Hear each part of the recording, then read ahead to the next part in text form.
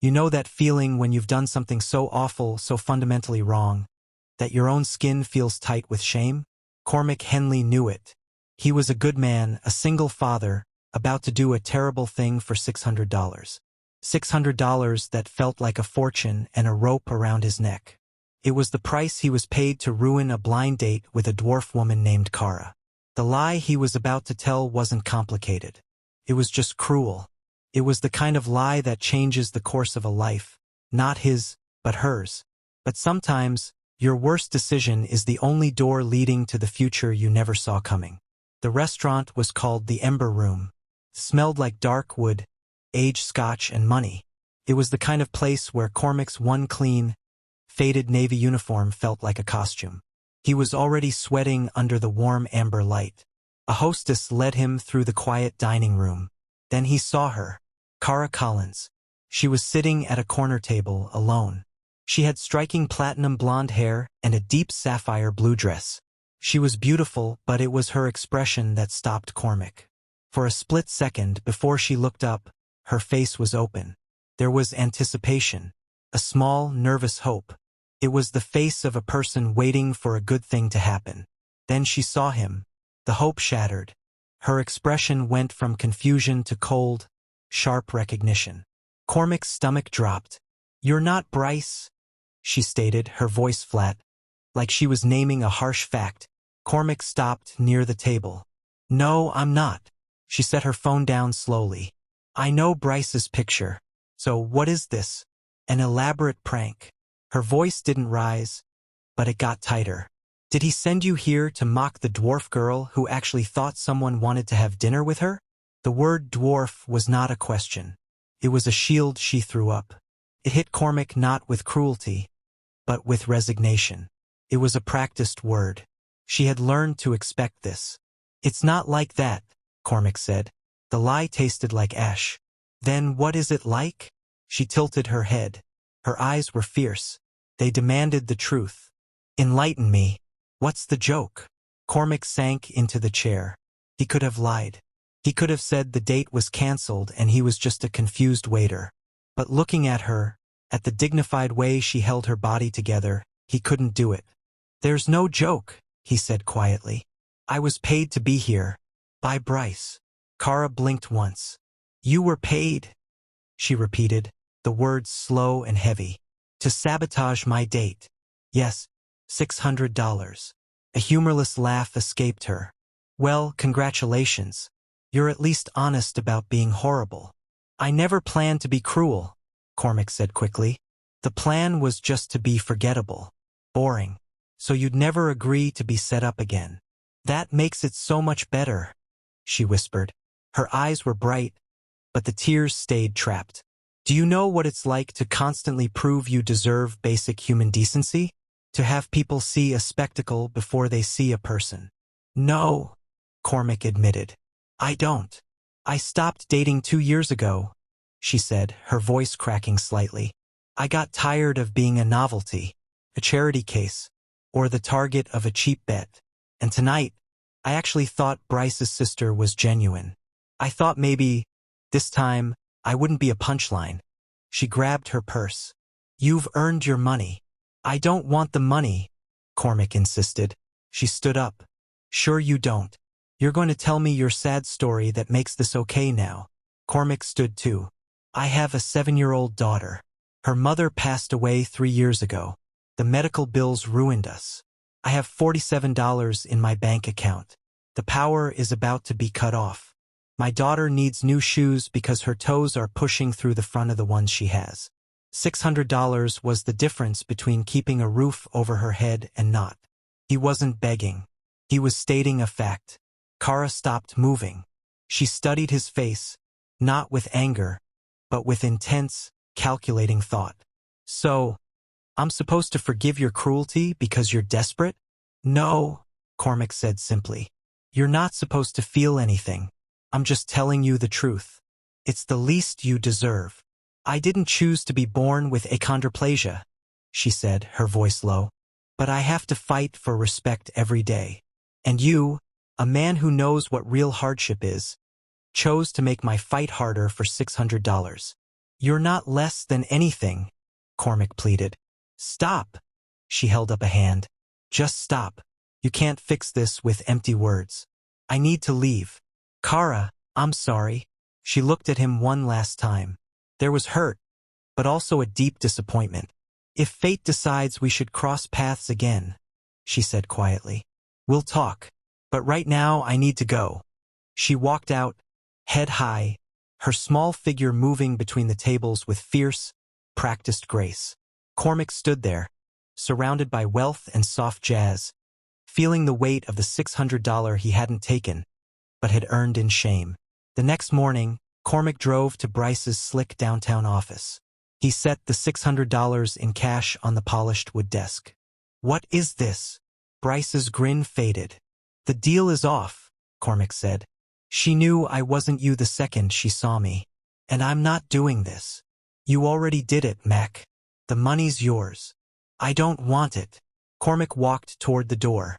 You're really walking away from $600 over some girl you don't even know? Bryce called out. Cormac paused. Yeah, I am. He left Bryce staring at the cash. Outside, the morning was cold. Cormac sat in his car, still broke, still afraid of the eviction notice that was coming. Returning the money didn't make him feel better. It just made him feel righteous and hungry. 5 days later, Saturday arrived. The one constant in Cormac's collapsing world was his daughter, Poppy. They were at the Wilmington Public Library. It smelled like old paper and endless possibilities. Poppy, 7 years old, was in the children's section. Daddy, did you know a horse can sleep standing up and lying down? Poppy announced, holding a book about equestrian care. That's a very smart horse, Cormac replied, watching her wild enthusiasm. She was his late wife Celia's eyes, her fierce spirit. She was the anchor. He wandered toward the stacks, just killing time, until he saw her. Kara Collins. She was standing near the poetry section, wearing jeans and a cream sweater, completely absorbed in a book with a yellow cover. Cormac's instinct was panic. Grab Poppy and run. Be a coward again. But he'd already paid the price for being a coward.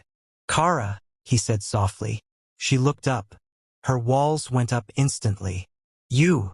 I know I'm probably the last person you want to see, Cormac said, keeping his distance. But I couldn't leave this moment without trying to apologize again.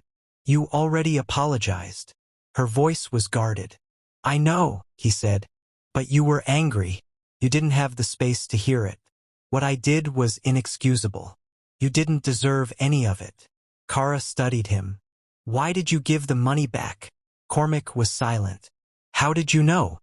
A ghost of a smile crossed her face. I didn't. I was testing a theory. Before he could process that, a small voice called out. Daddy, the horse is sleeping standing up. It's okay. Poppy came tearing around the corner. She skidded to a stop when she saw Kara, her eyes wide with a child's unblinking curiosity. Oh, hello, Poppy said. Hello? Kara replied, and something in her face softened completely. Poppy tilted her head. You're really little. Like me. Not like me, because I'm little because I'm 7. But you're little like a grown-up who's little. Poppy, Cormac whispered, mortified. But Poppy was already moving closer, a new idea lighting her face. Are you a fairy? Because in my books, fairies are little and they have magic. Kara laughed. A real, genuine laugh that was surprising and melodic. I'm not a fairy, unfortunately. I'm just a person who didn't grow as tall as most people. Oh, Poppy nodded, taking this fact seriously. My daddy's body works differently too. He gets really tired because he works at night, and one time he cried in the kitchen when he thought I wasn't looking, but I was looking because I needed water. Poppy! Cormac's voice cracked. What? She said, confused. You always say I should tell the truth. Kara was looking at Cormac now, not with anger, but with a new kind of recognition. A shared vulnerability. What's your name? She asked Poppy. Poppy May Henley. What's yours? Kara. That sounds fancy. Like a princess. Poppy's face brightened. Do you want to see my horse book? There's pictures and everything. I would love to see, Kara said. And just like that, Poppy grabbed Kara's hand and pulled her toward the children's section, chattering about horses and life. Cormac followed, watching his guarded, fierce daughter warm up to Kara like they had known each other forever. In the children's section, Poppy settled into a beanbag chair, the horse book open on her lap. Kara sat beside her, listening to Poppy's endless commentary. Eventually, Poppy's eyelids drooped. Kara stood up. Cormac walked over. "She's wonderful," Kara said, her voice soft, honest in a way most adults forget how to be. "That's Poppy," Cormac said. "She doesn't know how to be anything else." "I come here most Saturdays," Kara said, looking at the bookshelves. "For a book club. We meet at 10:30. "We're usually here by 9, Cormac replied. She looked at him. "So, if we happen to run into each other again." "I wouldn't be opposed to that," Cormac finished. Kara's expression was impossible to read. "I don't forgive you. Not yet. But I'm not saying never either. That's more than I deserve." "Probably," she said, almost smiling. "See you next Saturday." Maybe. It became a pattern. 3 Saturdays turned into 4, then 8. Poppy would monopolize Kara for the first hour, dragging her into elaborate games of dragons and pirates. Then, when Poppy inevitably crashed in a frog-shaped beanbag, the adults would talk. Slowly, carefully, they exchanged their histories. Kara told him about growing up different, about the stares, the questions, the constant judgment. "I stopped trying to fit in," she said one sunny Saturday on the library patio. "I started carving out my own space, my own life. It was easier to be alone than to keep hoping for something that would hurt me again." Cormac told her about Celia, about the blinding love, the headaches that started when Poppy was 3, the progressive, expensive, devastating autoimmune diagnosis. "She died on a Sunday morning," he said, his voice quiet. "I felt the exact moment she left. The medical bills swallowed us whole. I lost the house, then the job. We ended up in a 1-bedroom above a laundromat." Kara reached over and took his hand. She didn't offer a cliché. She just held on. "Poppy saved me," Cormac admitted. "Every morning, this little person needed breakfast and clean clothes. She needed me to be okay. So I learned how to be okay, even when I wasn't." "Children keep us anchored," Kara said softly. "They need us so completely that we don't have the luxury of drowning." In June, Kara invited them to her apartment. It was beautiful, designed by her for accessibility, with lower countertops and custom furniture. Accessible didn't mean institutional. It meant thoughtful. Poppy immediately bonded with Biscuit, Kara's orange tabby cat, whispering secrets into his fur. Over dinner, Kara made pasta from scratch. Later, watching a movie, Poppy fell asleep. Cormac and Kara sat in the comfortable quiet of the kitchen. "I have to tell you something," Kara said suddenly. "My last name isn't just Collins." Cormac looked up. "I was born Kara Hayes. My father is Lawson Hayes." The name hit him like a physical blow. Lawson Hayes, billionaire founder of Redwood Logistics. "You're an heiress," Cormac said slowly. "Technically. Do you know what it's like to have real money when you look like me? Every person, friend, date. I've wondered, are they with me? Or with the fortune?" She explained, changing her name, moving away, working at her nonprofit because she chose to, not because she had to. "Why are you telling me this?" Cormac asked. "Because I like you," she said matter-of-factly.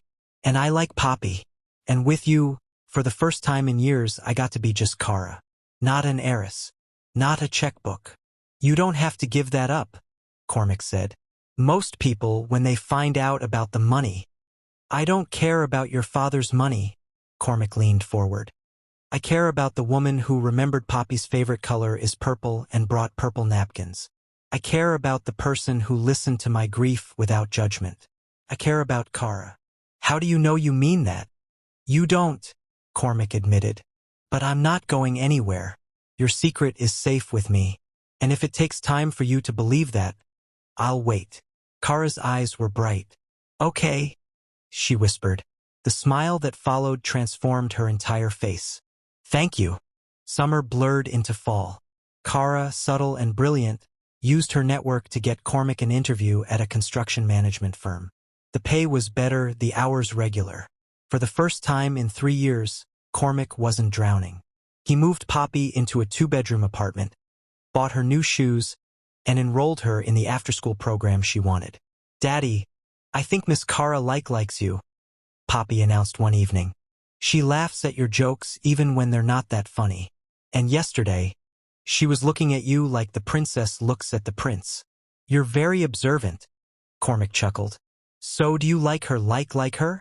Cormac thought about Kara's fierce laugh, her unwavering honesty, the small hand that reached for his on the patio. "Yeah," he admitted. "I do." "Then you should tell her," Poppy stated, as if it were the easiest thing in the world. Took until late October. On a crisp Saturday, with Poppy finally asleep in a beanbag, Cormac and Kara sat close enough that their shoulders touched. "I need to tell you something," Cormac said. "I think I know," Kara replied softly. "Poppy told me you practice talking to me in the mirror and say my name in your sleep." Cormac covered his face. Kara laughed and gently pulled his hands away. "I practice too. I've been waiting for you to say it for 2 months. I want," Cormac started and stopped. Then he tried again. "I love you." Kara's eyes widened, filling with surprise and joy. "I love you too." He kissed her. It was gentle, a promise of something precious. 2 weeks later, Cormac met Lawson Hayes, Kara's father. The old man, intimidating yet surprisingly warm, cooked them lunch. "My daughter has been hurt," Lawson said directly. "I need to know you understand what you're getting into. Don't add to that." "I won't," Cormac promised. "I care about your daughter, not your money. I'm willing to earn your trust." Lawson smiled. "Good answer." She said you were honest. "I appreciate that." The word love hung in the air between Cormac and Kara in the car on the way home. A new, heavy, wonderful anchor. Exactly 1 year after that disastrous date at the Ember Room, Cormac took Kara back to the library. Poppy was with his parents. "Why are we here?" Kara asked, laughing as he led her past the familiar stacks. "Because this is where you gave me a second chance," he said. "This is where Poppy asked if you were a fairy. This is where I started believing I deserved something good." He knelt down in front of her, right there between the rainbow carpet and the beanbag chairs. He pulled out a small velvet box. "Kara Collins, Kara Hayes, whatever name you want to use." His voice shook. "Will you marry me?" Tears streamed down her face. "Yes. Yes, of course, yes." The ring was simple. A single diamond on a silver band. Poppy, he confessed, had helped pick it out. Sparkly, but not too sparkly. "Because you're fancy, but not fancy. They married on a Saturday in late March, a small ceremony in the botanical garden. The air smelled like earth and new life. Kara wore cream, Lawson Hayes gave her away, and Poppy was the flower girl in a vibrant purple dress. The officiant, a colleague of Kara's, summed up their story. "Love," she said, looking at the couple, "isn't always a fairy tale. Sometimes it's messy. Sometimes it's born from our most broken moments. But that doesn't make it less real. It makes it more precious." In his vows, Cormac looked at Kara. "A year ago, I was a man who'd forgotten how to hope. You had every reason to write me off, to protect yourself from someone who made a terrible choice out of desperation. But you didn't. You saw past my worst moment to the person I was trying to become. I promised to spend the rest of my life being worthy of that gift." Kara's vows made everyone cry. "When I met you, I'd built walls so high I'd forgotten what vulnerability felt like. You taught me that second chances aren't about erasing the past. They're about choosing to write a different future. You and Poppy gave me a family built on honesty and showing up. Thank you for seeing me. Thank you for staying. Thank you for choosing me." At the reception, Lawson Hayes raised a glass.